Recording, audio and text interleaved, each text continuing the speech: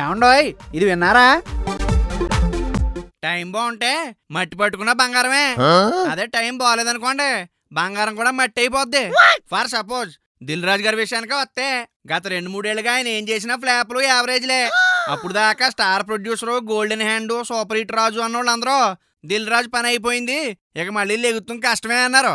కానీ రాజుగారు ఎప్పుడైతే బాహుబలి కొన్నారో ఆ తర్వాత నుంచి ఆయనకి మళ్ళీ గుడ్ టైం స్టార్ట్ అయింది. అప్పటి నుంచి తీసిన 10 సినిమా ఇట్టే, కొన్న 10 సినిమా లాభాలే. అయితే మధ్యలో 2 భారీ డిజాస్టర్లు కూడా ఆయన తప్పించుకున్నాడు. సర్దార్ గబ్బర్ సింగ్, బ్రహ్మోత్సవం 2 ఎంత డిజాస్టర్లో తెలిసిందే. ఈ 2 సినిమాల్ని కొందాం అనుకుని చివరిలో ఎందుకులే అని వదిలేసాడంట. ఒకవేళ కొనుంటే మాత్రం రాజుగారికి ఇలాంటి షాక్ తగిలిండేది కాదు.